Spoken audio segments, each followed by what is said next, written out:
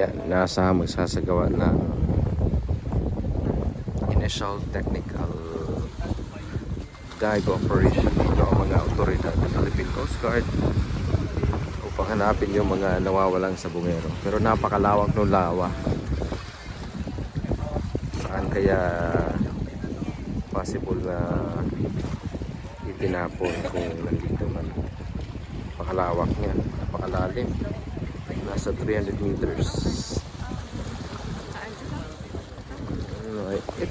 Yan. Yan.